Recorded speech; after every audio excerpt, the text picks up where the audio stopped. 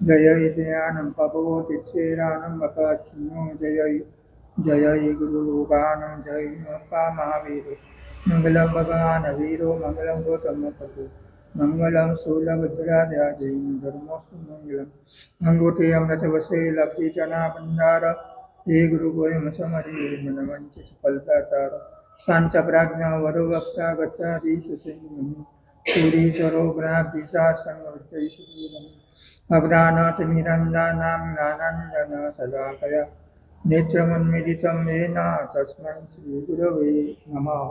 नमो। થોડાક આ બાજુ આવીને બેસો ને, સામે આવો.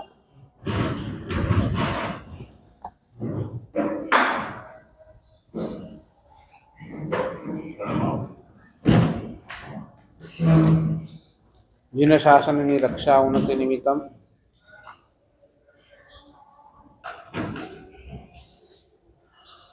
સકલ વિશ્વની અંદર શાંતિ પ્રસરે એવા ભાવ સાથે 12 નવકાર ગણજો. 12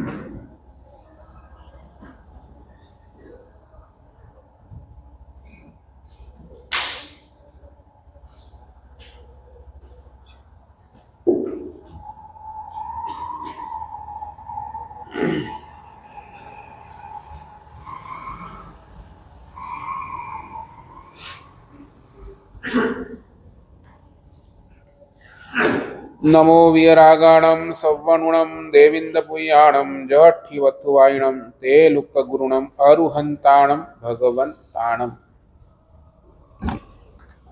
चिरंतन आचार्य द्वारा विरचित सूत्र पंचसूत्र एना प्रथम सूत्रनी प्रथम गाथा एना प्रथम शब्द उपर आपणी चर्चा चाली रही है. वीरागाणं, वितराग परमात्मा ने नमस्कार थाओ.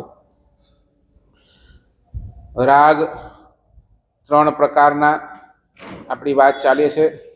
कामराग, कामरागनी अंदर वस्तु मुख्य थई जाए. स्नेहराग, स्नेहरागनी अंदर व्यक्ति मुख्य थई जाए. आज 3जा नंबरना रागनी बात करवी छे दृष्टि राग. दृष्टिनो अर्थ शुं? जोवानुं नहीं, ए अर्थ अहींया नथी लेवानो. अहींया दृष्टि एटले तमारा विचारवानी दृष्टि, विचार दृष्टि एटले तमारा विचारवानी जे दृष्टि छे ए विचारनो पण एक राग, ए दृष्टि राग. नानकड़ो एक्जाम्पल आपू पछी ए क्लियर थई जशे. 6 माणसो आंधळा छे अने ए आंधळा माणसो जंगलनी अंदर पसार थई रह्या छे. जंगलनी अंदर हाथी आव्यो. हाथी, आंधळा माणसोए क्यारे हाथी जोयो नतो. एटले कोઈએ पूछ्યું કે हाथी केवुं? तो पहला आंधळा माणसे हाथीनुं आखुं शरीर, पेटनो भाग ने बधुं हाथ लगाव्યું तो एने लाग्युं हाथीनुं शरीर जे छे ने दीवाल जेवो छे. तो आ हाथी केवो छे? तो दीवाल जेवो छे. बीजा माणसना हाथमां हाथीना दांत आव्या, दांत. तो एने कीधुं नहीं नहीं, हाथी तो भाला जेवो छे.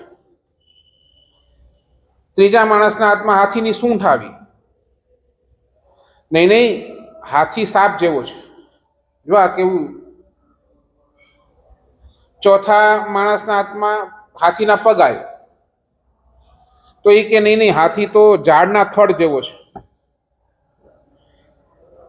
पांचमा माणसना हाथनी अंदर कान आव्या तो कान आम हलहल कर्या करे, हवा आव्या करे. नहीं नहीं, हाथी तो पंखा जेवो छे. અને છઠ્ઠા માણસના હાથમાં હાથીની પૂંછ આવી. એ કે નહીં, હાથી રસી જેવો છે. સાચું બોલો, આમાં બધા સાચા કે ખોટા?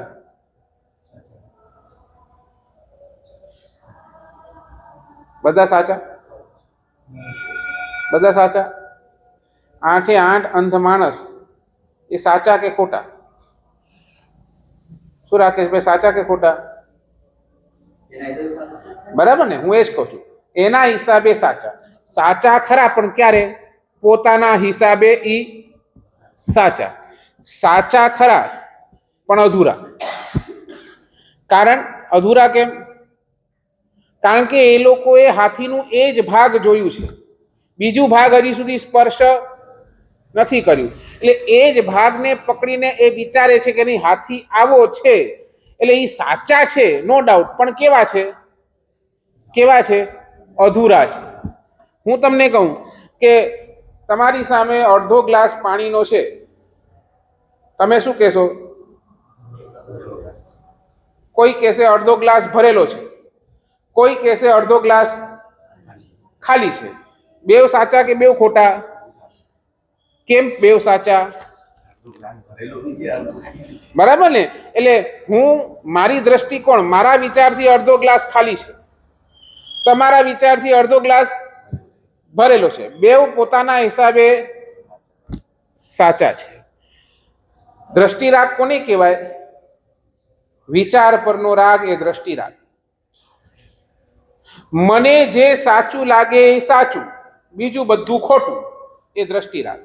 બીજાનું નહીં માનવું, મારી બુદ્ધિમાં જે બેસે એ માનવું, એ સાચું.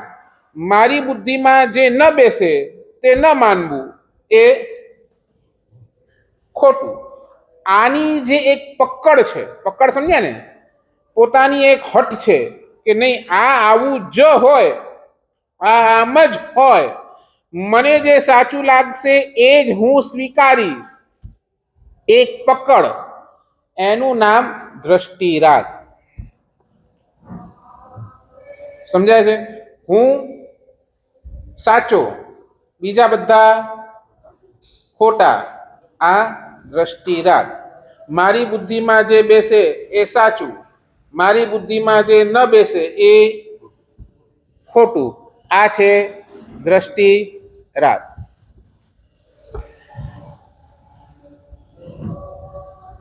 સંસારના કેટલાય ક્ષેત્રો એવા છે જ્યાં આપણી બધાની બુદ્ધિ ટૂંકી પડે. આપણી બધાની બુદ્ધિ ક્યાંક ને ક્યાંક સંસારના ક્ષેત્રની અંદર બહુ ટૂંકી પડે.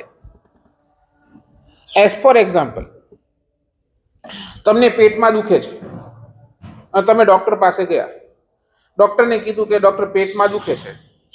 એટલે ડોક્ટર શું કહેશે? ખાવામાં ગડબડ થઈ હશે, ક્યાંક ખાવામાં ઊંધું સૂંધું ખાધું હશે, એટલે તને પેટમાં દુખે છે. પછી તમે કહો નહીં નહીં, મેં તો આવું કંઈ ખાધું જ નથી, હું તો નોર્મલ સાદું સીધો ભોજન ખાઉં છું, એનાથી વિપરીત કાંઈ ખાતો નથી, તોય મને પેટમાં ઘણું દુખે છે. તો તને સોનિયોગ્રાફી કરાવવી પડશે. હવે બોલો, હવે તમે તમારી બુદ્ધિ દોડાવો કે ડોક્ટરનું માનો? તમારી બુદ્ધિ દોડાવો કે ડોક્ટરનું માનો? હા કે ના બોલો ફટાફટ. તમારી બુદ્ધિ દોડાવો કે ડોક્ટરનું માનો? અરે ડોક્ટર તો કયા કરે, આ સોનિયોગ્રાફી ને આ તે ને કરાવો ને ફલાણું ઢીકડું, આ કોણ માથાકૂટ કરે? ઠીક છે, એકાદ ગોળ લઈ લઈશ, ખાઈ લઈશ, પતી જશે. આમ કરો કે ક્યાંક માનવું પડે? ક્યારે માનો? જ્યારે બહુ દુખે. હવે ઓલી એક ગોળીથી પણ કામ થતું નથી. એટલે ક્યાંક આપણી બુદ્ધિ કેવું પડે? ટૂંકી પડી જાય. બરાબર ને? પછી છેલ્લે દોડીએ ડોક્ટર પાસે, પછી કે સોનિયોગ્રાફી કરાવો ને આ કરાવો ને ફલાણું કરાવો ને ઢીકડો કરાવો, બધું એ બધું જ પછી કરાવી દઈએ. બરાબર ને? એટલે ત્યાં સલાહ સ્વીકારો, વકીલની સલાહ સ્વીકારો કે ન સ્વીકારો? વકીલ કે આમ કરવું છે તો કરો કે ન કરો? કરો. બરાબર? તમારો સીએ કે નહીં આમ નહીં ને આમ ચોપડા બતાવવાના છે, તમે આ પાડો કે ના પાડો? તમારી બુદ્ધિ દોડાવો ત્યાં. નહીં ને. એટલે સંસારના કેટલાય ક્ષેત્રો એવા છે જ્યાં આપણે સામેવાળાની વાત માની જ લઈએ છીએ, બરાબર ને. ત્યાં આપણી બહુ બુદ્ધિ દોડાવતા નથી. પણ એક ધર્મનો ક્ષેત્ર જેવો છે ને જ્યાં આપણે બોલો અહીંયા તો મને જે સમજાય એ જ હું સ્વીકારું, આ માન્યતા જે છે ને એ દ્રષ્ટિરાગ.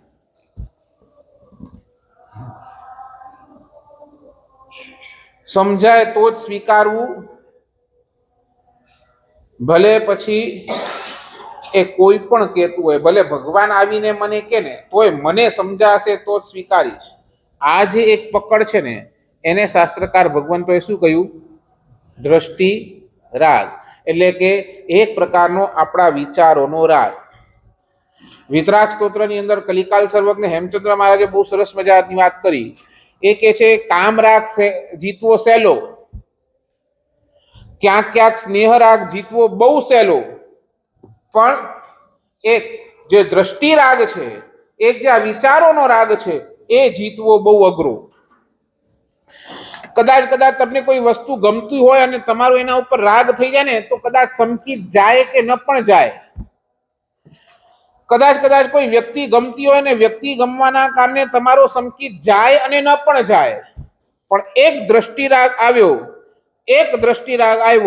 એક તમે તમારા વિચારને પકડી બેસો, 100% તમે શ્રદ્ધાથી પતત થઈ ગયા, તમે સીધા મિથ્યાત્વની અંદર ગયા. શાસ્ત્રની અંદર દ્રષ્ટાંત આવે છે, બહુ સરસ મજાનું દ્રષ્ટાંત.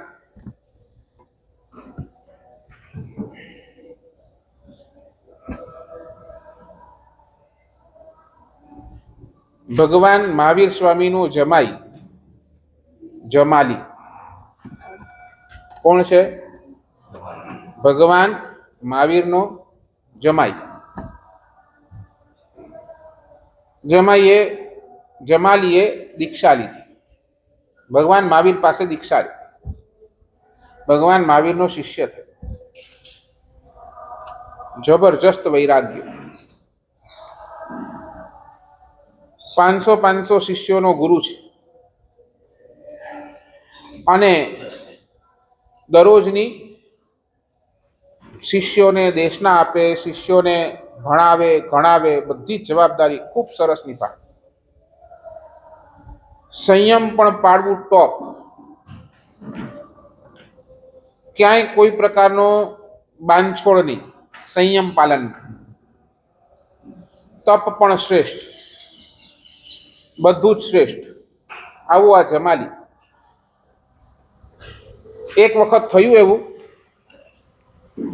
શિષ્યોને વાંચના આપતા બહુ થાક લાગ્યો અને એક શિષ્યને કીધું કે એક કામ કર, આજે બહુ થાકી ગયો છું, મારો સંથારો પાથરી દે, હું થોડી વાર આરામ. શિષ્યએ કીધું ભલે. શિષ્ય રૂમની અંદર ગયો, એનો સંથારો તૈયાર કરતો, જમાલીનો સંથારો સુવા માટે તૈયાર. હવે થાક એટલો બધો હતો ને એનાથી બેસાતું નહોતું, જમાલીથી બેસાતું નહોતું. એટલે શિષ્યને પૂછ્યું કે ભાઈ સંથારો થઈ ગયો? તો કે હા થઈ ગયો, આવો પધારો. હવે પોતાના રૂમ તરફ ગયો ત્યાર તો હજી ઓલો શિષ્ય હજી બધું પાથરતો જ હતો. અલ્યા ખોટું બોલે છે, હજી તો તારું સંથારું ચાલુ છે અને તું કે થઈ ગયો, આમ ખોટું બોલાય, સાધુથી ખોટું બોલાય. સાહેબ એ તો જે પરમાત્મા મહાવીરનો એક સિદ્ધાંત છે, જે કાર્ય ચાલુ કર્યું છે એ કાર્ય ક્યારેક ને ક્યારેક તો પૂરું થવાનું જ છે. Right or wrong? તમે કોઈ કાર્ય ઉપાડો, એ કાર્ય ક્યારેક ને ક્યારેક તો પૂરું થશે જ ને. હું સંથારો કહું છું, બસ આ સંથારોનો છેલ્લો કપડો નાખવાનો બાકી છે, નાખ્યો એટલે પૂરું. તો એમાં ક્યાં મેં ખોટું બોલ્યો નથી. એઝ ફોર એક્ઝામ્પલ, તમે ઘરેથી નીકળ્યા હો દુકાને જવા માટે અને હજી તો તમારા ઘરનો દરવાજો ખોલ્યો હોય, દાદરા ઉતર્યા હોય, ગ્રાઉન્ડ ફ્લોર પર આવ્યા હોય, હજી તમે તમારા બાઇક ઉપર કે સ્કૂટી ઉપર બેઠા હો અને તમારા ઘરની અંદર કોઈનો ફોન આવે કે ભાઈ ભૂષણભાઈ ક્યાં, તો ભૂષણભાઈ દુકાન ચાલ્યા, ભૂષણ દુકાને ગયો. સાચું બોલો, હજી તો તમારા સ્કૂટર ઉપર છો અને તમારા ઘરવાળા કે નહીં તો દુકાને. હવે તમારા ઘરવાળા ખોટા બોલ્યા કે સાચું બોલ્યા? હા, સાચું બોલ્યા ખોટું બોલ્યા? સાચું જ બોલ્યા ને. ક્યાં ગયા તમે? શું કહીને ગયા? દુકાને. હવે ઓલા ભાઈએ દુકાને ફોન કર્યો કે ભાઈ ભૂષણભાઈ આયા, તો એ ભૂષણભાઈ આયા નથી. ત્યાંથી નીકળી ગયા. હવે વળી પાછો એ ઘરે ફોન કરે તો શું કહેશે શાવિકા? શું કહેશે? નીકળી ગયા છે, બસ પહોંચતા જ હશે. નીકળી ગયા છે, ઘરથી નીકળી ગયા છે, બસ પહોંચતા જ હશે. બરાબર? એટલે જે કાર્ય તમે શરૂ કર્યું છે એ ઓન ધ સ્પોટ ના, પણ થોડુંક ટાઈમ લે, પણ પૂરું તો થશે. નહીં, કાર્ય જ્યારે પૂરું થાય ત્યારે જ કેવું પૂરું થાય, આ જમાલીએ પકડ્યો. ભૂષણ દુકાને પહોંચ્યો ત્યારે જ કહેવાય કે કાર્ય પૂરું થાય, એની પહેલા ન કહેવાય.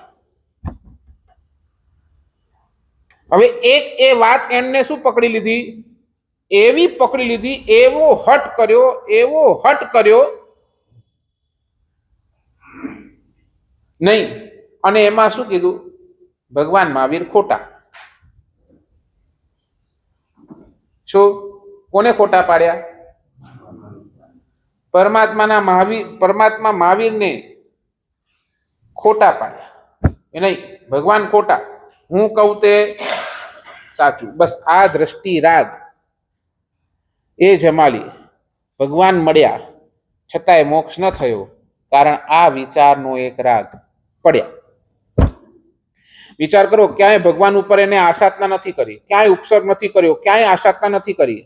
બસ પોતાના બુદ્ધિની અંદર જે ન બેઠું, ભગવાનનું વચન જે ન બેઠું, ન માન્યા, એટલે ગયા.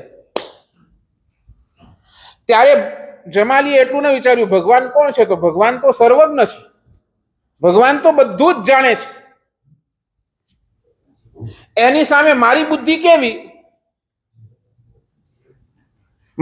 કેવી? તો ભગવાનનો વચન ન સમજાય તો દોષ કોનો? વાંક કોનો? મારી બુદ્ધિનો. બરાબર ને? એમાં ભગવાનનો વાંક ખરો નહીં. બસ, પણ માળા પકડને મેં પકડી રાખ્યો એટલે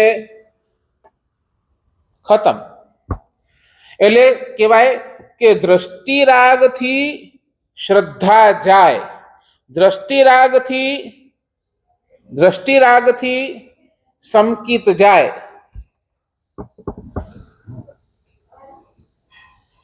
આવો દ્રષ્ટિરાગ આપણે કેટલી વાર કર્યો છે.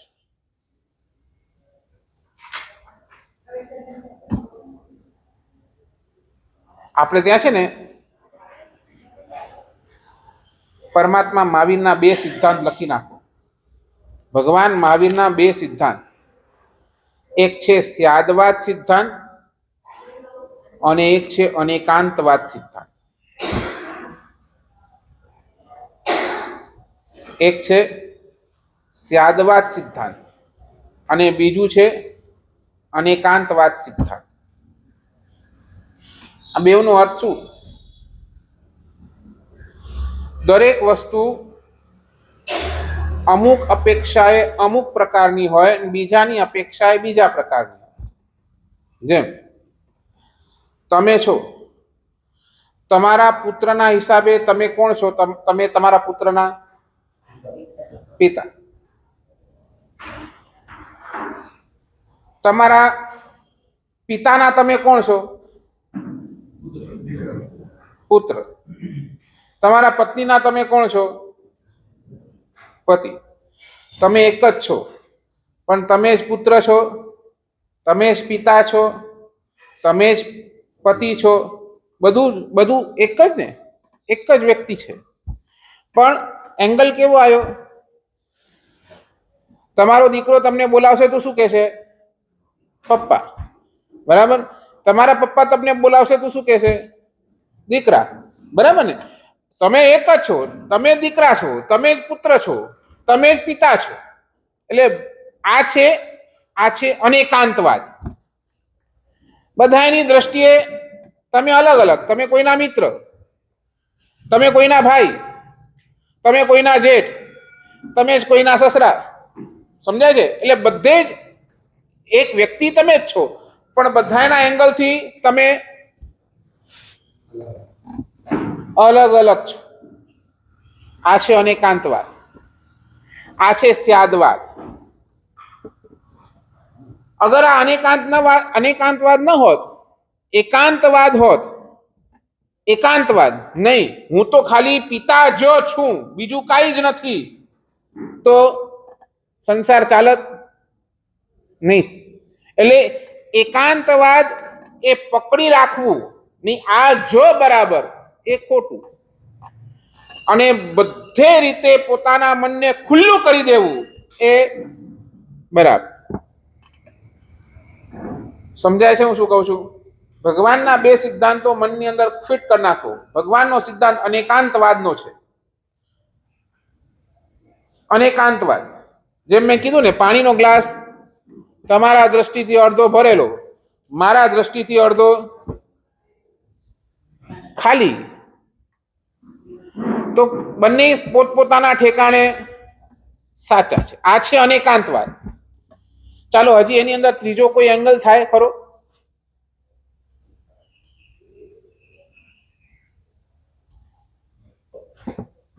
અમિત, અડધો ગ્લાસ ભરેલો છે પાણીનો, તમે કહો અડધો ભરેલો, મેં કહું અડધું ખાલી. હવે એની અંદર હજી બીજું કોઈ એંગલ થાય? હા, શું થાય?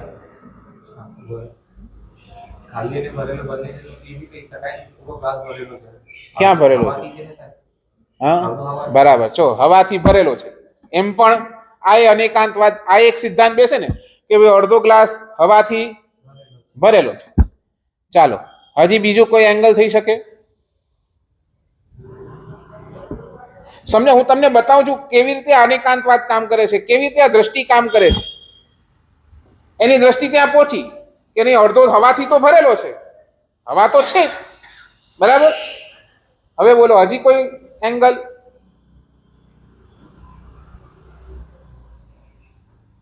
અમિત, હજી કોઈ એંગલ વિચારમાં? શું પલક, હજી કોઈ એંગલ વિચારમાં? રાકેશભાઈ, નહીં? આ એંગલ હોઈ શકે, મારે અડધું ભરવું છે.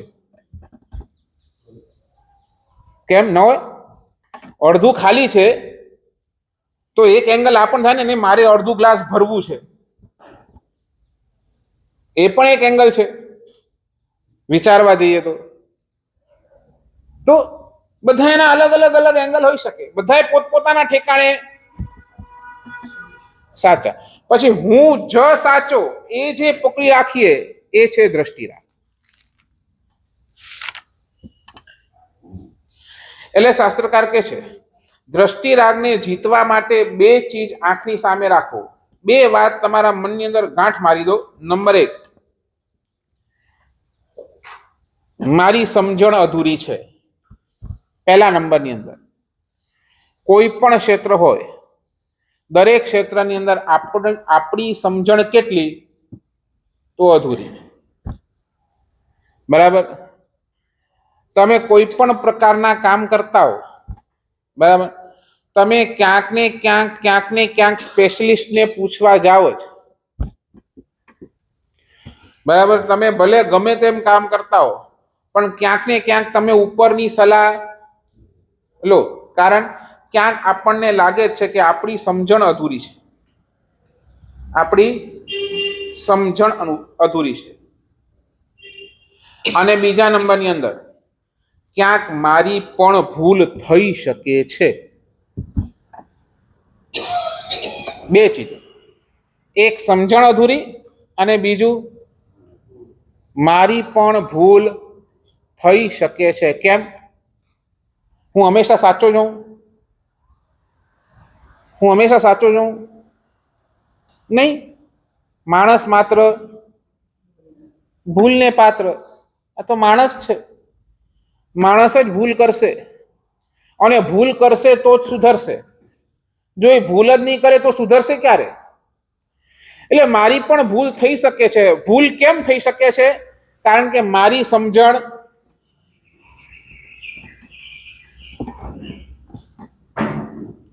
સાચું બોલો ને, કેટલા ટાઈમથી આપણે કોઈ વાત માનતા હોય અને કદાચ આપણી ખોટી વાતને કોઈ તર્કથી, કોઈ વિતર્કથી સમજાવીને આપણને સમજાવી દે તો કદાચ આપણે એ છોડી પણ શકીએ. બરાબર ને?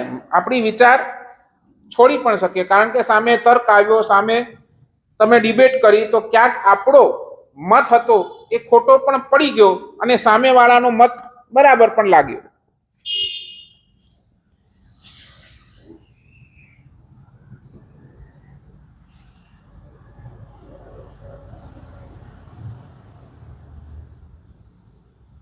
સાચું બોલો. કદાચ છે ને તમે તમારી ફિલ્ડની અંદર બહુ હોશિયાર હશો, તમને બધું જ આવડતું હશે, પણ ધર્મના ક્ષેત્રની અંદર આપણને જ્ઞાન કેટલું?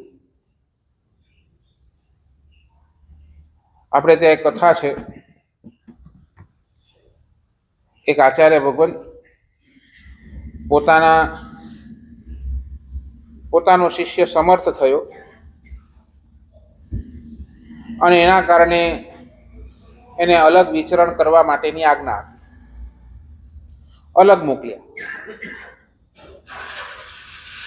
શિષ્ય પ્રભાવક થયો. એમની વાચનાની અંદર, એમની દેશનાની અંદર શું જાદુ હતો કે બધા જ મોહિત થઈ જતા અને જોરદાર એ વાચનાચાર્ય તરીકે આખા એરિયાની અંદર પ્રસિદ્ધ થયા. કે એમનું એકવાર વાચના સાંભળે, એકવાર દેશના સાંભળે, એકવાર ઉપદેશ સાંભળે તો સામેવાળો માન્યા વગર રહે જ નહીં, સીધી ગળે ઉતરી જાય વાત. ઘણો સમય થયો હશે, ગુરુ બિચારા થોડાક નબળા પડ્યા, ગરડા થયા, અને સાથે રહેલા શિષ્યો પણ થોડા ગરડા થયા.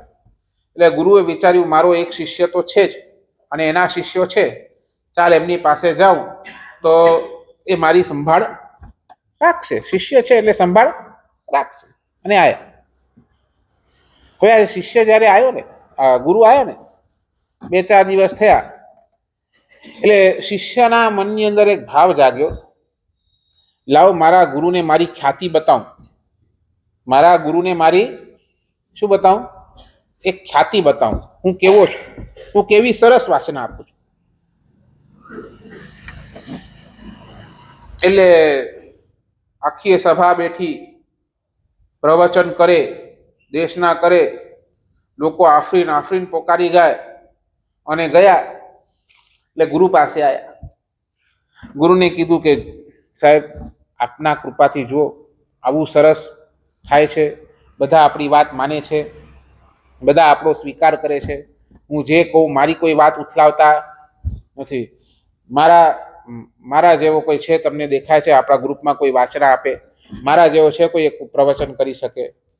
મારો પ્રવચન ટોપ, મને બધું જ જ્ઞાન, હું બધે જ રીતે હોશિયાર. સમજે? કોને કહે છે?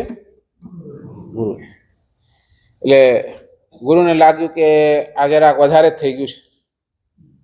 સમજાય? વધારે થઈ ગયું એટલે આ કાંઈ જરાક ઓવરડોઝ થઈ ગયું છે, એટલે હવે થોડોક ડોઝ ઓછો કરવો પડશે.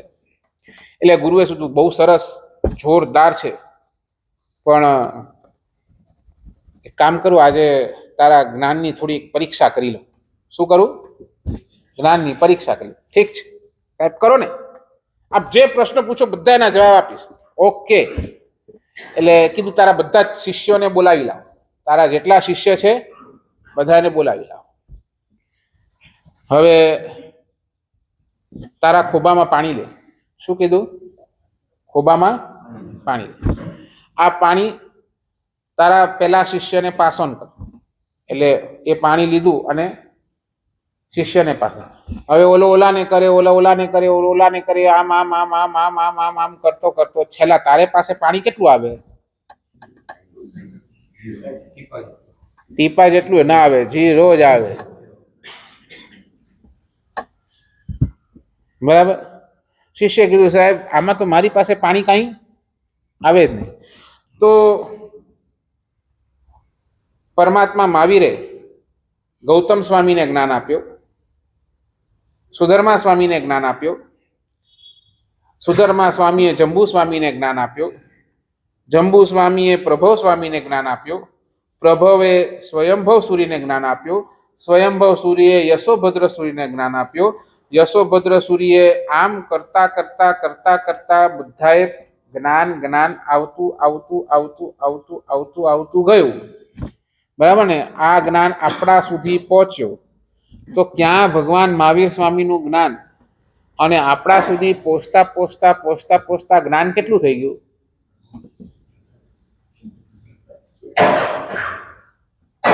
ભગવાન મહાવીરનું જ્ઞાન કેટલું? સાગર જેવું અથાગ. અને એ આવતા આવતા આવતા આવતા આપણી પાસે આવતા આવતા આવતા કેટલું થઈ ગયું? ટીપા જેટલું. હમણાં આપણી પાસે જ્ઞાન ખરું, ક્યાં પરમાત્મા મહાવીરનું જ્ઞાન અને ક્યાં આપણું જ્ઞાન, એક ટીપા જેટલું જ્ઞાન. અને એના ઉપર પણ આપણે જો આટલું બધું અહંકાર કરીએ, એના ઉપર પણ આપણે આટલું બધું જો અભિમાન કરીએ તો પતી ગયું. ક્યાંક આપણને માનવું જ પડશે કે આપણી સમજણ પરમાત્મા મહાવીર કરતા ઓછી છે. ઓછી એટલે એમના હિસાબે તો આપણી પાસે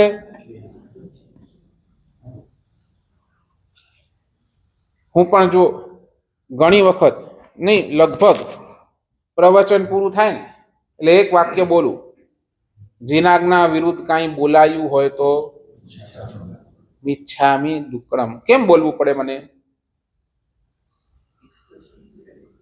કેમ બોલવું પડે આવું? હું ગમે તેટલો ભણેલો હું, ગમે તેટલો ભણેલો હું, પણ ક્યાંક મારી પણ ભૂલ થઈ શકે. આ તો મનુષ્ય છે, વિસ્મૃત થઈ શકે છે.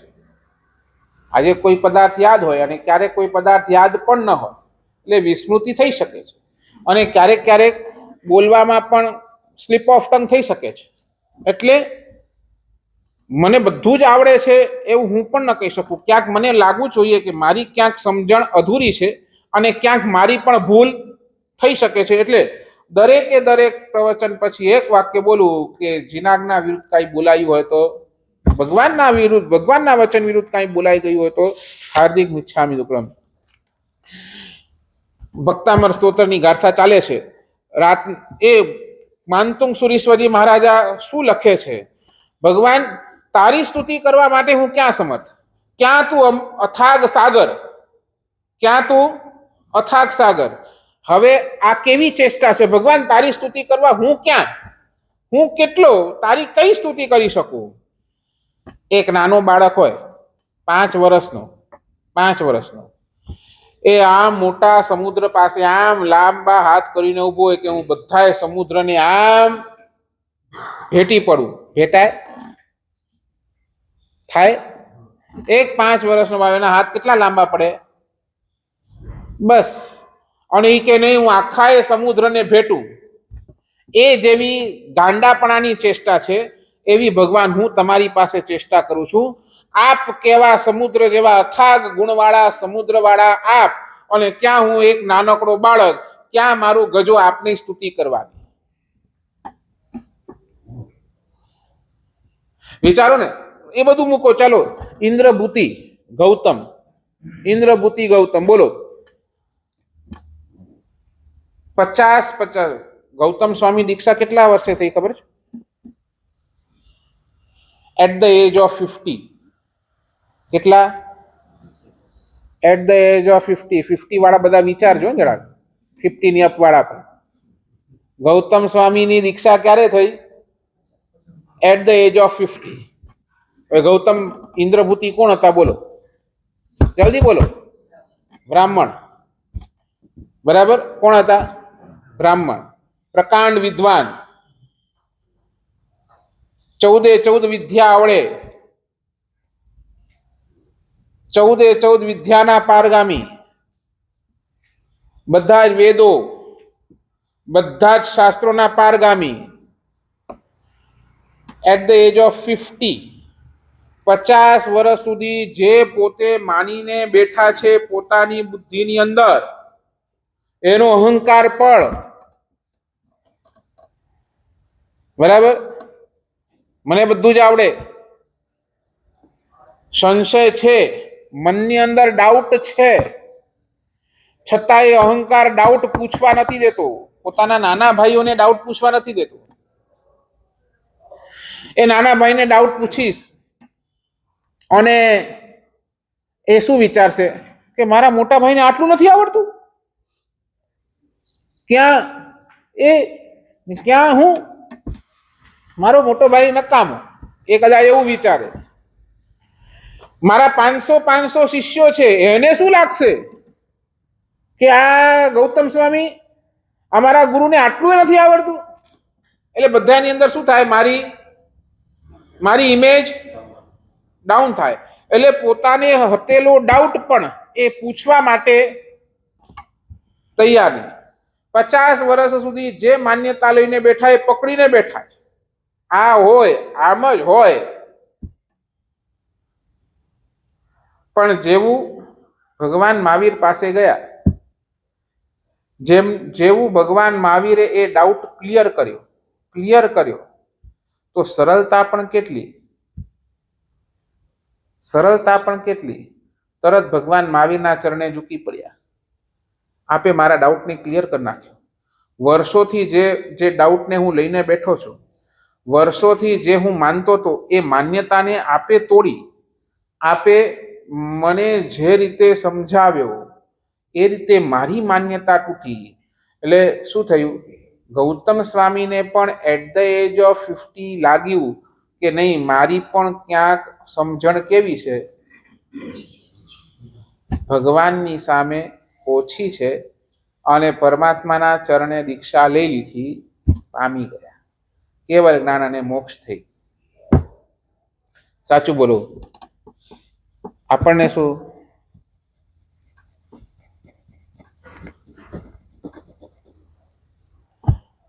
લાગે છે, આપણા વિચાર પ્રત્યેનો આપણો રાગ કેટલો? હું કહું એમ જ થવું જોઈએ, હું કહું એ જ સાચો. સાચું બોલો, ઘરમાં ઝઘડા શેના માટે? તમારા પરિવારની જ વાત કરો, તમારા ઘરની અંદર ઝઘડા શેના માટે? વસ્તુ માટે થાય, વ્યક્તિ માટે થાય, શેના માટે થાય? શું બોલો ને, ડાયવોર્સ થાય છે શું કામ? Difference of opinion. બરાબર ને? હું કહું એમ, સામેવાળો કે એમ, પછી નમારી નતારી, પછી ઝઘડી. બધા વિચારની આશા. આઈ એમ રાઈટ, બોસ ઇઝ ઓલવેઝ, એ ના ચાલે. Boss can also B A wrong. ક્યારેક હું પણ રોંગ હોઈ શકું, ક્યારેક મારી પણ ભૂલ. આપણે બધા આપણને છે ને, બધાને એક લેબલ લાગેલું છે, લેબલ. આપણે બધા કેવા છે, છદમસ્ત છીએ. આપણું લેબલ કેવો? છદમસ્તતાનું. છદમસ્ત એટલે કોણ? જે 100% ભૂલ કરે એને છદમસ્ત કહેવાય. એની હાવ એના જીવનની અંદર ભૂલ થવાની જ, એનું નામ છદમસ્તતા. ભગવાન દીક્ષા લીધા પછી 12.5 વર્ષ સુધી મૌન કેમ રહ્યા? ભગવાનને મતિ જ્ઞાન, શુદ્ધ જ્ઞાન હતો, અવધિ જ્ઞાન હતો, મનપર્વ જ્ઞાન હતો, 4 મોટા જ્ઞાન પરમાત્માને હતા, છતાંય પરમાત્મા મૌન રહ્યા. કારણ કે ભગવાનને એ વખતે લાગતું હતું હજી મારું જ્ઞાન શું છે? અધૂરું છે, ઇટ્સ નોટ કમ્પ્લીટ. એટલે ભગવાન ત્યાર સુધી મૌન રહ્યા, મૌન, બોલ્યા જ નથી. અને જેવું કેવળ જ્ઞાન થયું એટલે પછી ભગવાને ક્યારે બોલવાનું બંધ કર્યું નથી. આપતા જ ગયા, કારણ કે હવે એમની પાસે સંપૂર્ણતા જ્ઞાન હતું.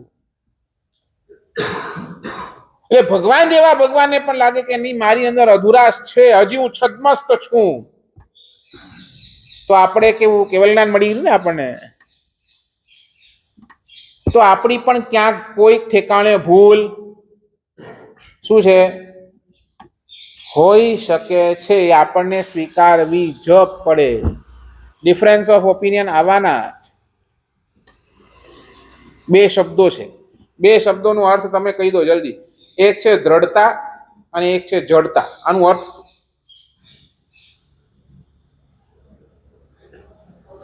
દ્રઢતા કોને કહેવાય અને જડતા કોને કહેવાય?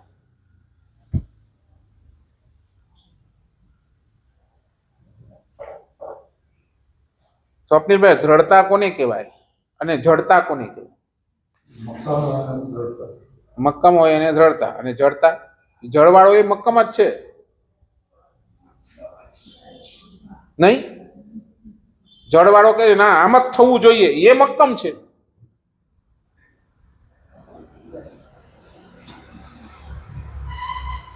સમજ્યા નહીં સમજ્યા? શેમાં? તો દ્રઢતામાં ઈગો ના આવે? એટલે કોન્ફિડન્સ અને ઈગો નો એ ડિફરન્સ સમજાવો.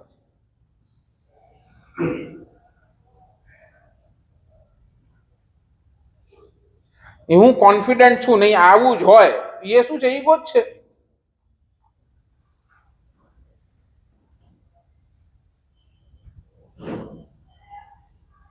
બોલો જલ્દી બોલો. કેટલી વાર સાંભળ્યું છે તમે બહુ દ્રઢ છો, તમે જડ છો? નહીં સાંભળ્યું? શું ભૂષણ, બેમાં ફરક શું?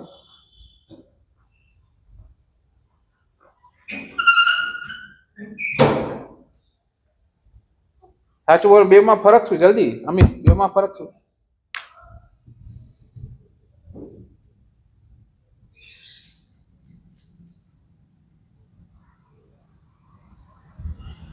દ્રઢ બનવું અને જડ બનવું, એમાં ફરક શું?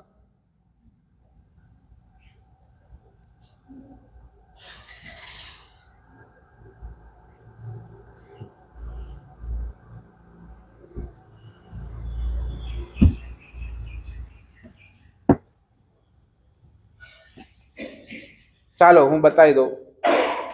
અમે બધા મૌન થઈ ગયા. તમે બોલો તો સારું લાગે અમને, એટલે અમને ખબર પડે કે તમારા માઇન્ડની અંદર શું છે દ્રઢતા અને જડતા વચ્ચે. પાંચમના દિવસે ઉપવાસનો નિયમ હોય, સંવત્સરી પાંચમના દિવસે ઉપવાસનો નિયમ હોય. સવારે ઉઠ્યા, તમારું માથું દુખ્યું, રાકેશભાઈ માથું દુખ્યું, અને વોમિટ પણ થઈ, પિત્ત હોય ને, વોમિટ પણ થઈ. ઘરવાળાએ કીધું કે હવે માથું દુખે છે, વોમિટ આવ્યું, હવે શું કરો? પારણું કરી લો, ચા પાણી પી લો.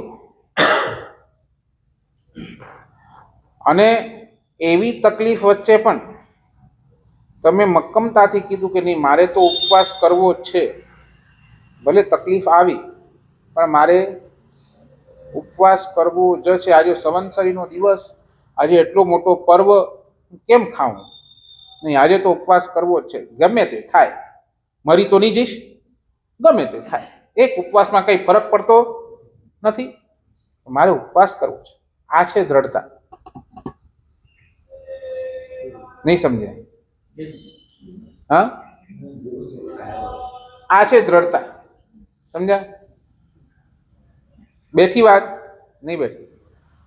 28 કરવાની ભાવના હોય, 3 ઉપવાસ થઈ ગયા હોય, ચોથા ઉપવાસની અંદર માથું દુખે છે, પેટ દુખે છે, ને ઉલટી થઈ, વોમિટ થઈ, બધું થયું, અને કોઈએ કે તું તમે પારણું કરી લો, બસ 3 ઉપવાસ થઈ ગયા ને આપણો ઘણો થઈ ગયો, નહીં થાય આ વખતે 28 તો આપણે નેક્સ્ટ ટાઈમ કરશું.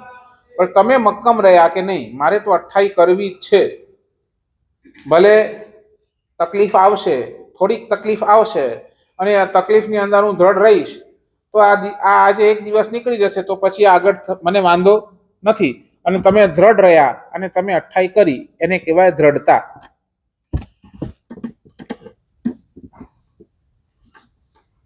સમજાય છે હું શું કહું છું?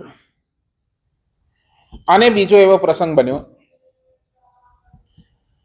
કે તમારા ઘરે એઝ ફોર એક્ઝામ્પલ કોઈ બહુ બીમાર છે, એને સેવાની જરૂર છે. એટલે તમારા વાઈફે કીધું કે આજે તમે ઉપવાસ રહેવા દો, આજે ઓલો માંદો પણ છે, દીકરો માંદો પણ છે, એને ડૉક્ટર પાસે લઈ જવું છે, એને જરાક દેખભાલ કરવી છે, હું ઘરના કામની અંદર પરોવાઈ લઈશ, તો આને કોણ જોશે? તો આજે એક કામ કરો, આજે તમે ઉપવાસ નહીં કરો અને થોડુંક આ જરાક જોઈ લો, આજે એ બીમાર છે એને ડૉક્ટર પાસે લઈ જાઓ, એને તો ટ્રીટમેન્ટ કરો, એની પાસે બેસો, એને સારું લાગશે, એને ખવડાવો, એને પીવડાવો, એની સાથે થોડીક વાર રમો, તો એને બિચારને સારું લાગશે. એટલે આજે ઉપવાસ નહીં કરો. શું કરો? આજે ઉપવાસ નહીં કરો. અને તારે તમે કહો નહીં, ઉપવાસ કેમ છોડાય? ઉપવાસ તો કરવું જ છે, હું ગમે તેમ થાય બધું મેનેજ કરીશ, ઉપવાસ તો કરીશ. આ શું છે? અજડતા. સમજ્યા નહીં સમજ્યા? બહારથી અંદરથી કોઈ તકલીફ થઈ અને તમે ઉપવાસ પકડી રાખ્યો તો એ તમારી દ્રઢતા. પણ કોઈએ તમને રિક્વેસ્ટ કરી કે ભાઈ આજે આટલું આપણને ઇમ્પોર્ટન્ટ છે, આ દીકરો આપણને ઇમ્પોર્ટન્સ છે, આજે એને સંભાળો, આજે એને જુઓ, અને આજે ઉપવાસ રહેવા દો. આજનો ઉપવાસ ભલે તમે 2 દિવસ પછી કરી લેજો, આજે ઉપવાસ રહેવા દો. નહીં, મારે તો નિયમ આજનો જ છે, આજે જ વિચારેલું છે, આજે જ કરીશ. આ શું થઈ? બોલો? જડતા. સાચું બોલો. હવે આપણી પાસે દ્રઢતા કેટલી અને આપણી પાસે જડતા કેટલી? રેશિયો આપો. ચલો, દ્રઢતા અને જડતામાં રેશિયો શું તમારી પાસે? દ્રઢતા કેટલી?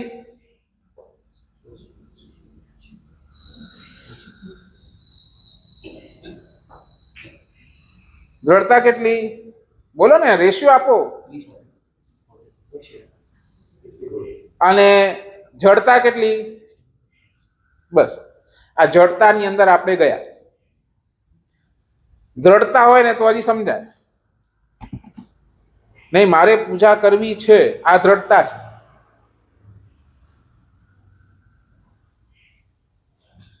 મારે પ્રવચનમાં આવવું જ છે, આ દ્રઢતા છે. સમજાય છે હું શું કહું છું? એટલે દ્રષ્ટિ રાગ મૂકવાનો છે. 3 રાગ: કામ રાગ, સ્નેહ રાગ અને દ્રષ્ટિ. વિચારોનું પણ ક્યાંક આપણે સરેન્ડર કરવું જ પડશે. વિચારોને પણ ક્યાંક આપણે નબળા મૂકવા જ પડશે, કારણ કે ક્યાંક આપણી સમજણ અધૂરી છે એક, અને બીજું ક્યાંક મારી પણ ભૂલ થઈ શકે છે. આ 2 વાત ખ્યાલ કરી અને આ દ્રષ્ટિરાગ, આ વિચારોની આસક્તિથી આપણે જલ્દીમાં જલ્દી છૂટીએ, દ્રઢતા છોડીએ, જડતા છોડીએ અને દ્રઢતા આપણા જીવનની અંદર લાવીએ. એ જ મંગલ શુભકામના. નમો દુર્વારે રાગાદિ વૈરિવાદિ નિવારિને અર્હતે યોગીનાથાય મહાવીરાય તાઈ. એક પ્રશ્ન પૂછવામાં આવ્યો. એક ચોર દોડી રહ્યો છે અને પોલીસ એની પાછળ પડી છે. ડિસ્ટન્સ બહુ મોટો છે અને પોલીસની પાસે કોઈ સાધન નથી, ચોરની પાસે પણ કોઈ સાધન નથી, મતલબ વ્હીકલ કોઈ નથી. તો પોલીસ કેમ પકડશે ચોરને? બોલો. ડિસ્ટન્સ મોટો છે વચ્ચે, ચોર અને પોલીસની વચ્ચે ડિસ્ટન્સ મોટો છે. એની પાસે કોઈ મોબાઈલનો જમાનો નથી, ગાડી વાળાનો કોઈ જમાનો નથી, કશું છે નહીં. પોલીસે ચોરને કેમ પકડશે?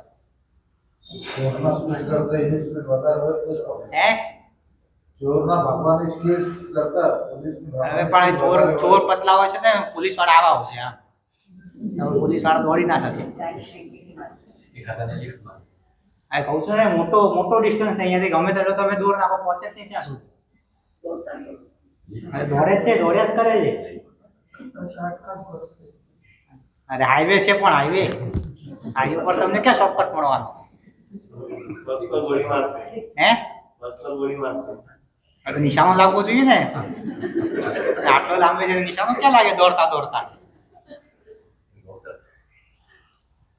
ऐसा में कहावत खबर है कानून के हाथ लंबे होते हैं। हाँ बस हम बात पकड़ी ली तो એવું છે. બે પ્રકારના આત્માઓ છે. એક સિદ્ધ આત્મા અને બીજો જીવાત્મા. ન્યાયની ભાષામાં ન્યાયની ભાષામાં બે પ્રકારના આત્મા હોય. એક સિદ્ધ આત્મા હોય અને બીજા જીવાત્મા હોય. ને આપણી ભાષામાં કહીએ ને તો સિદ્ધ અને સંસારી, મુક્ત અને સંસારી. પછી બંનેની પાસે બંને આત્માઓ આપણી અંદર છે ને બંને આત્માઓ છે. જૈન દર્શનની હિસાબે કે કોઈ પણ દર્શનની હિસાબે આ બધાની પાસે બે આત્મા હોય છે.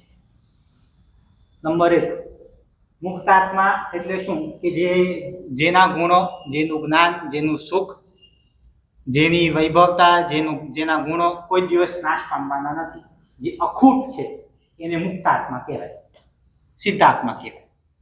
જીવાત્મા કહો કે સંસારી આત્મા કહો, કોને કહેવાય? કે જેનું સુખ નાશ પામવાનું છે, જેનું નોલેજ, જેને નોલેજ અહીંયા છોડીને જવાનું છે, જેના ગુણો, જેના દોષો બધા અહીં રહીને જવાના છે, એને જીવાત્મા કહેવાય, સંસારી આત્મા કહેવાય. આપણી વાત ચાલે છે પ્રાણાતિપાતક વિરમણો વ્રત. એની અંદર છે ને સૌથી મુખ્ય શું? તો હિંસા કરવાથી બચવાનું છે. હિંસા કોની થાય? તો જીવોની થાય. સૌથી પહેલા જીવ સમજવા પડશે. જીવ કેટલા પ્રકાર? તો જીવ 2 પ્રકાર. કેટલા? ટોટલ 4. અમારા પક્ષી સૂત્રની અંદર છે ને આવે છે સુહુંબા, બાયરંબા, તસંબા, થામરંબા. સુહું એટલે સૂક્ષ્મ, બાદર, ત્રસ અને સ્થાવર. સૂક્ષ્મ અને સ્થૂલ મતલબ ઇન શોર્ટ. બાદર એટલે સ્થૂલ. તો અહીંયા છે ને એક બહુ સરસ મજાની વ્યાખ્યા કરી. તો સ્થૂલ કોને કહેવાય? સ્થૂલ જીવો કોને કહેવાય? કે જેને આખું જગત માને, જેને આખું જગત માને એ સ્થૂલ જીવ કહેવાય. અને જેને ફક્ત જૈન ધર્મી વાળા જ માને એને સૂક્ષ્મ જીવ કહેવાય. સમજ્યા ન સમજ્યા? જેને ફક્ત જૈન ધર્મ વાળા જ માને એને સૂક્ષ્મ જીવો કહેવાય, અને જેને આખું જગત માને એને સ્થૂળ જીવો કહેવાય. જેમ કે તમારી ઇંગ્લિશમાં કહું તો લિવિંગ બીંગ્સ, વનસ્પતિ છે, ઝાડ છે, એ કીડી મકોડા, આ તે બીજું ત્રીજું, 2 ઇન્દ્રિયો વાળા, 3 ઇન્દ્રિયો વાળા, 4 ઇન્દ્રિયો વાળા, 5 ઇન્દ્રિયો વાળા, એ પક્ષી, ઘોડા ગાડી મતલબ ઘોડા, બળદ, બધું આ શેમાં આવી ગયું? સ્થૂળ જીવોની અંદર આવી ગયું. પણ સૂક્ષ્મ જીવોની અંદર વાત કરી કે ભાઈ સમૂર્છિમ જીવો છે તો એ બધા સૂક્ષ્મ આવે. વાયુને પણ એ સાયન્ટિસ્ટ માનતા નથી જીવ તરીકે, તો એ વાયુ શેમાં આવે? સૂક્ષ્મ જીવમાં. ભલે સ્થૂળ છે, ભલે બાદર છે, પણ આ વ્યાખ્યાના હિસાબે શેમાં આવે? સૂક્ષ્મમાં આવે. અગ્નિ છે તો અગ્નિ પણ જીવ છે, એ પણ શેમાં આવે? સૂક્ષ્મમાં આવે. એ પથ્થર છે તો પથ્થર પણ શું છે? જીવ છે. પાણી છે તો પાણીને પણ એ લોકો જીવ નથી માનતા. આ તમે લોકો ઘણી વખત સાંભળ્યું છે કે ભાઈ એક પાણીના ટીપાની અંદર અસંખ્ય જીવો હોય, બરાબર? એ જૈન ધર્મની ભાષા. એક સાયન્ટિસ્ટે પણ પ્રૂફ કર્યો કે ભાઈ 36,553 વગેરે વગેરે સમથિંગ આંકડો છે. એ જીવો કેવા છે? બેક્ટેરિયા છે, એ બેન્દ્રિય છે. આપણા શરીરની અંદર પણ આપણે એકલા રહીએ છીએ. આપણા શરીરની અંદર આ ખાલી આપણો જ આત્મા છે? નહીં, બીજા પણ ઘણા બધા બેક્ટેરિયા આપણા શરીરની અંદર છે. આ વ્હાઇટ સેલ્સ છે, રેડ સેલ્સ છે, બધું શું છે? બધા જીવો જ છે, બધા બેક્ટેરિયા જ છે. કોઈ આપણા અંદરથી ખરાબ ખાઈ લેવાનું, ખરાબ કાઢી નાખવાનું કામ કરે છે, તો કોઈક આપણી અંદર જે વધારે પડતો સારો આવી ગયો છે એને ઘટાડવાનું કામ કરે છે. સ્થૂળ એને કહેવાય કે જે લૌકિક જગત જેને માને એ સ્થૂળ કહેવાય. જેને ફક્ત જે જીવોને ફક્ત જૈન ધર્મવાળા માને એને સૂક્ષ્મ કહેવાય.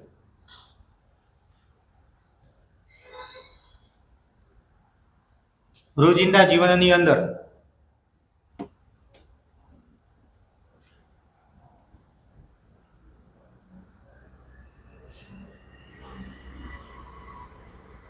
બે પ્રકારના અનાજ, સૂક્ષ્મ અને બાદરના હજી બે પ્રકારના જીવોની આપણે હિંસા કરીએ. એક છે ત્રસ અને એક છે સ્થાવર. સ્થાવર કોને કહેવાય? સિમ્પલ ભાષામાં કહું કે ભાઈ જેની ઈચ્છા હોય છતાં પણ જે હલન ચલન ન કરી શકે એને સ્થાવર કહેવાય. અને જેની ઈચ્છા હોય, જેને જ્યારે ઈચ્છા થાય ત્યારે તે હલન ચલન કરી શકે એને ત્રસ કહેવાય. પેરેલાઇઝ માણસ હોય ને, પેરેલાઇઝ માણસ, એની ભલે અંદરથી ઈચ્છા હોય કે ભાઈ મારે હાલવું છે, મને ફરવું છે, મને આ કરવું છે, મને તે કરવું છે, પણ એનો પગ પેરેલાઇઝ હોય તો કાંઈ કરી શકે? ન કરી શકે. એ સ્થાવર જીવો એવા હોય, એમની ઈચ્છા ઘણી હોય બધું કરવાની, ભાઈ એમને તડકો પડતો હોય છતાં એમને કંઈક છાડામાં જઈને બેસી જવાની ઈચ્છા ઘણી થાય પણ જઈ ન શકે. કેમ? એમના કર્મો એવા છે. તો કોઈ ત્રસ જીવો એવા હોય કે ભાઈ એમની ઈચ્છા થાય તો બે જતા રહે. એ કીડી છે, કીડી તમે જોયું હશે, કીડીમાં મચ્છર, માખી ઘણી વખત જોયું હશે તમે. જ્યાં ગંદવાડ ઘણી પડ્યું હોય ને ત્યાં માખી, મચ્છર ઓન ધ સ્પોટ આવી જાય. જ્યાં તમે મીઠું મૂકી દો એટલે શું આવી જાય? કાળી કીડીઓ આવી જાય. એકદમ ગરમી વધારે હોય તો કાળી કીડીઓ, મતલબ કીડીઓ બહાર નીકળે, ઠંડક પડે એટલે કીડીઓ પાછી પોતાના ઘરે. એટલે એ શું કહેવાય? શું કહેવાય એ જીવોને? ત્રસ જીવો કહેવાય. બરાબર?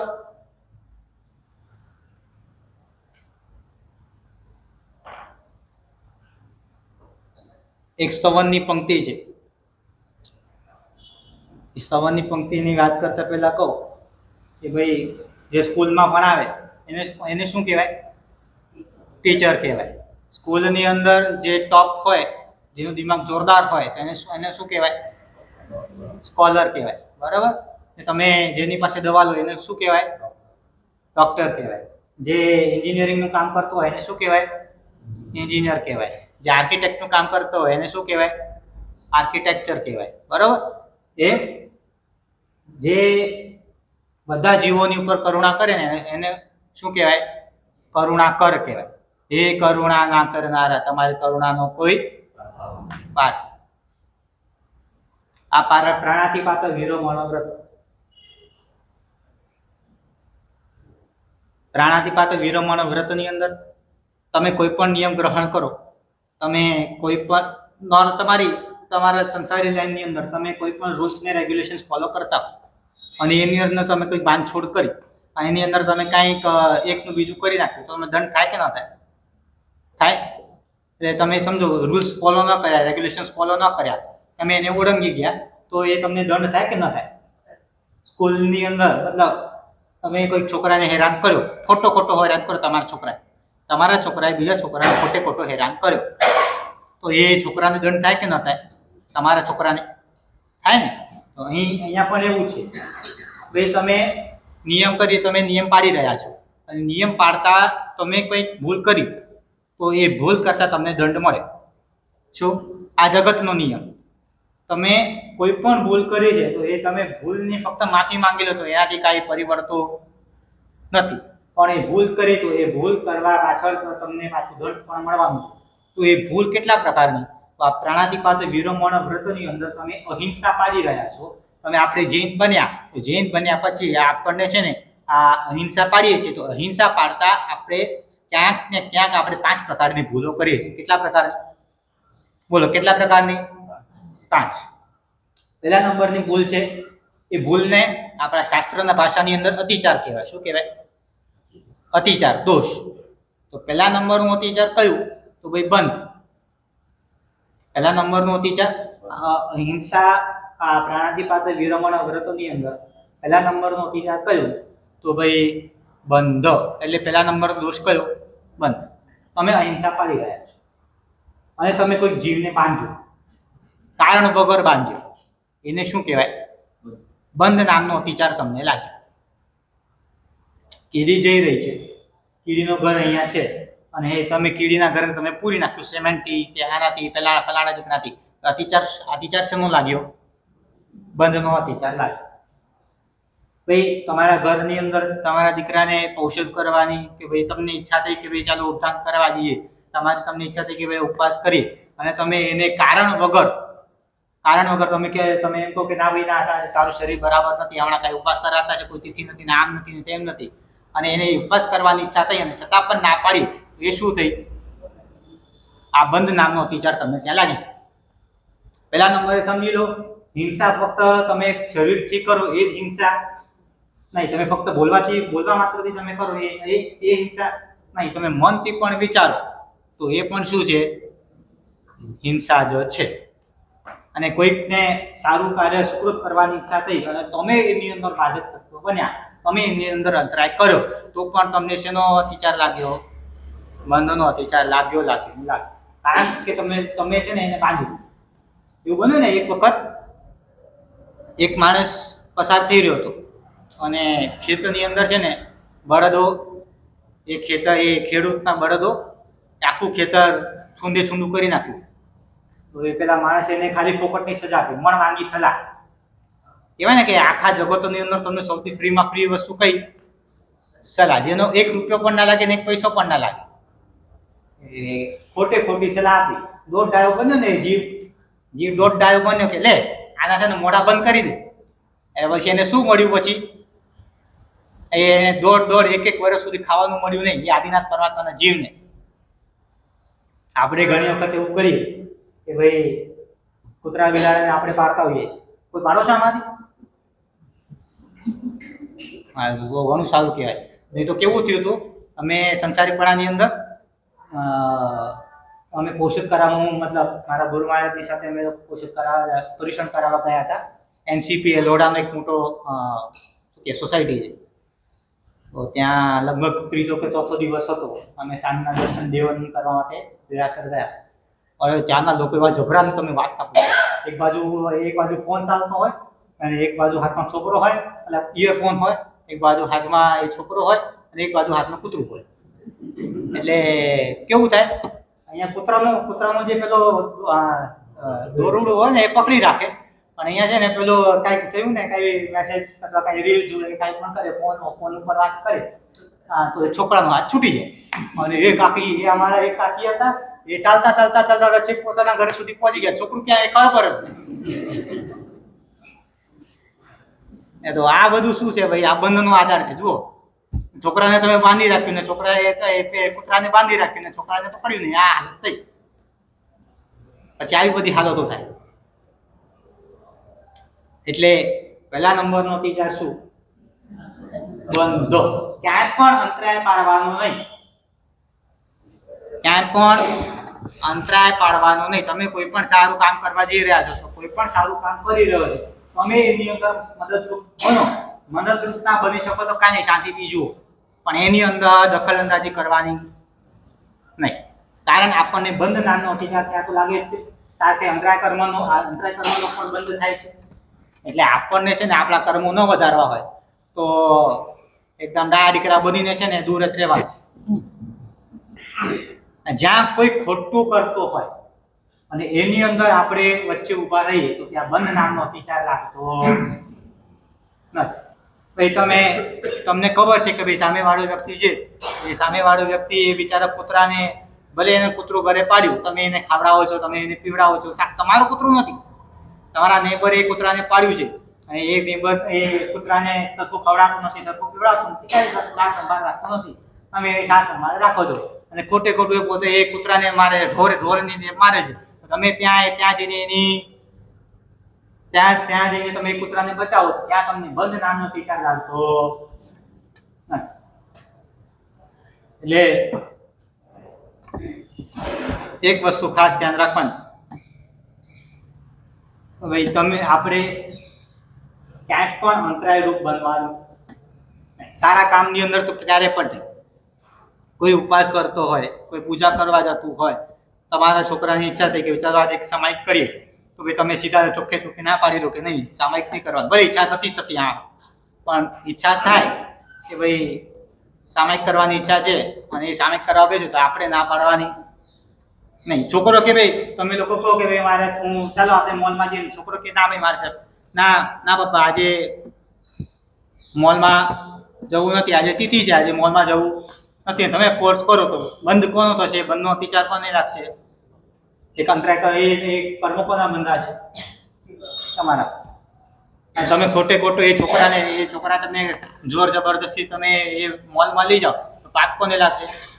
તો આ બંધ નામનો દોષ આપણને બધે ઠેકાણે રાખવાનો. એટલે આપણને છે ને ખાસ ધ્યાન રાખવાનું, અહિંસા પાળતા હોઈએ અને ત્યારે છે ને ક્યાંક પણ વચ્ચે બંધ કોઈને પણ બાંધવાનું નહીં, કોઈને પણ વણવાનગી સલાહ આપવાની નહીં. એક છે એક બહુ સરસ મજાનો એક ડૉક્ટર એપીજે અબ્દુલ કલામ, નામ સાંભળ્યું? હા, એમને છે ને બહુ એક સરસ મજાની વાત કરી,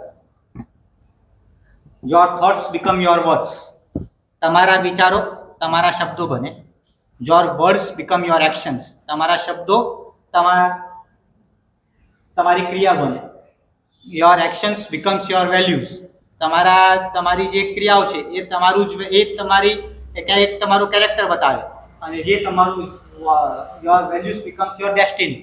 તમારું જે કેરેક્ટર છે, તમારું જે કહેવાય ને એક પ્રોપોગન્ડા છે, એ તમારી નસીબ બને. એટલે ભવિષ્યની અંદર આપણે પોતે બધે ઠેકાણેથી બંધાયેલું રહેવું છે કે આપણને ફ્રીડમ જોઈએ છે, એ વિચાર કોને કરવાનો? આપણે જ કરવાનું. બરાબર?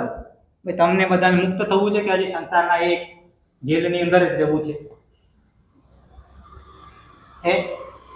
મુક્ત થવું છે કે નથી થવું એમ કહો. અરે ભાઈ લાગતું નથી, અહીંયા બહુ મજા આવે એમ લાગે નહીં? મોક્ષમાંની અંદર કોઈ ટીવી નહીં હોય, મોબાઈલ નહીં હોય, એસી નહીં હોય, ગાડી બંગલા નહીં હોય, સ્કૂટર નહીં હોય, લિપસ્ટિક નહીં હોય, કોસ્મેટિકનો સામાન નહીં હોય, એ કશું હશે નહીં. એટલે પછી ત્યાં જઈને કરવાનું શું? નવરા બેઠા બેઠા મંજીરા વગાડવાના. ત્યાં તો કશું મળશે નહીં, અહીંયા તો કેટલું બધું મળે. એટલે તમને બંધનની અંદર જ રહેવું છે? આકે ના પાડો નહીં. હવે ઘરે તો આટલા મોટા મોટા મંજીરા આવે છે, અહીંયા એક મંજીરો ટકરો નથી થતું. કોઈ મતલબ બંધન, તમારે બંધનમાં જ રહેવું છે કે ભાઈ છૂટા થવું છે? બોલો શ્રાવક, તમને સંસારના બંધનની અંદર જ રહેવું છે કે ભાઈ સંસારથી છૂટું પણ થવું છે? મોક્ષમાં જવું છે? અહીંયા જ મજા છે. એ તો આખોલાવાસીને એવું સુખ મળી ગયું ને આખોલાની અંદર હાલો આખોલાની બહાર નીકળવાનું મન જ નથી. પરમાત્મા સીધી એક નાનકડી વાત કરીએ, નાનકડી વાત કરીને પૂરી કરું. પરમાત્મા એટલું જ કહે છે કે ભાઈ તમને બંધનમાંથી છૂટા થવું હોય ને તો તમને કોઈને પણ બંધનમાં રાખવાના નહીં. શું? તમને બંધનમાંથી છૂટું થવું છે, તમને ફ્રીડમ જોઈએ છે તો બીજાને ફ્રીડમ આપો. એ કહેવાય છે ને ટીટ ફોર ટેટ, તમે જેવું કરશો તેવું તમને મળશે. એક્શન પે રિએક્શન ભોગાય. એટલે તમે જે પણ કરો છો ને એ સૌથી સમજીને કરજો. તમે કોઈને બંધનમાં રાખો છો તો આગળ જઈને આપણને પણ ક્યારેક બંધનમાં રહેવાનો મોકો આવવાનો જ છે. કર્મ સત્તા કે આપણે એ આપણું કંઈ સગું થતું નથી. કર્મ એ આપણને તમે જઈને કહો કે ભાઈ હાલે આ 50,000 લઈને મને છૂટું કરી દે આમાંથી. કર્મ ભગવાન જેવા ભગવાન નથી છોડતા. આપણને છોડાવવાનું? આપણને છોડી દેશે? નહીં છોડે.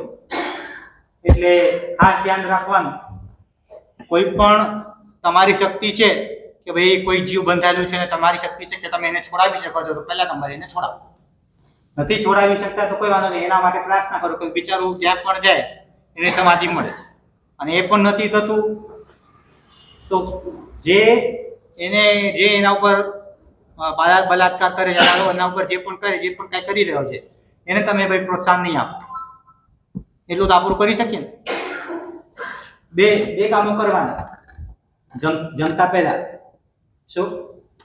જમતા પહેલા ભગવાનને પ્રાર્થના કરવાની કે ભગવાન જેટલા પણ જીવો બંધનની અંદર રહે છે એ બધા જીવો બંધનથી મુક્ત થાય જમતા પહેલા.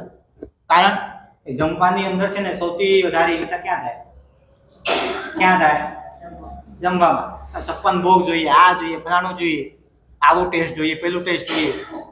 એટલે બંધનની અંદર રાખવાનું સૌથી મુખ્ય કારણ મમ. બરાબર? એટલે જમતી પહેલા એક પ્રાર્થના કરવાની, આ દુનિયાની અંદર જેને પણ જમવાનું મળતું નથી એને જમવાનું મળે, જેને પણ પાણી પીવાનું મળતું નથી એને પાણી પીવાનું મળે, જે પણ જીવોને સુખ શાંતિ મળતી નથી એ બધા જીવોને સુખ શાંતા મળે. બીજું કઈ કરવાનું નથી તમારે. કઈ ત્યાં જઈને કઈ એને ખાવાનું પીરસવાનું નથી, પાણી પીરસવાનું નથી, બોટલ આપવાની નથી. શું કરવાનું છે? ખાલી અહીંયા બેઠા બેઠા ખાલી એક પ્રાર્થના કરવાની છે. આટલું કરી શકે ને આપણે? આ નિયમ લેશો? હા જો, બાકી આમ મુંડી હાલતી હતી. હવે તો નિયમની વાત આવે તો કાંઈ થતું જ નથી. સુઈનો અવાજ નથી આવતો. કાંઈ નથી કરવાનું. ખાલી 3 જ વસ્તુ. જેને ખાવાનું મળતું નથી એને ખાવાનું મળે, જેને પીવાનું મળતું નથી એને પીવાનું મળે, જેને શેલ્ટર, જેને છાવણી મળતી નથી, જેને સુખ શાતા મળતી નથી એને સુખ શાતા મળે. બરાબર? આટલું કરવાનું ને? પાક્કું? હા કે ના બોલો? હા, હાલો હાથ જોડો. ઉપાશ્રેયની અંદર જૂઠ ના બોલે, ખબર તમને? હા, પાક્કું? પાક્કું? હાલો હાથ જોડો. હાલો ભૂષણભાઈ તત્કાળ. છ ચંડી ચારગા ધાર્યા પ્રમાણે અભિગ્રહ પચકાય. બોલો પચકામી. બોલો પચકામી. પચકામી. હા, નથળાભુગીમ સસગીમ મહતગમ સૌ સમયુતગમ ગોસીર યોષિત. જેના નિરક્ષર પણ બોલાય મિચ્છામી.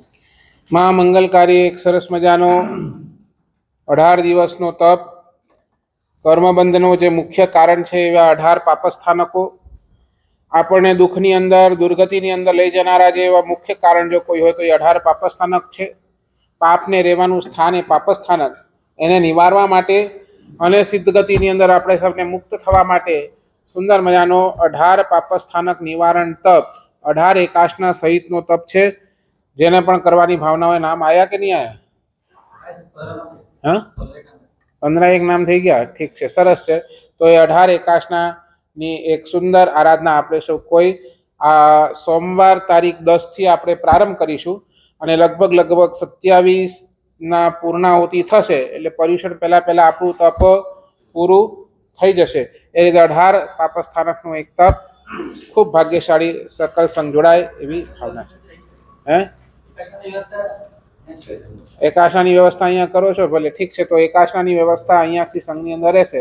તો હવે જેને નામ લખાવવા હોય તો પોતાના નામ લખાવી દેજો. ભલે, ચાલો.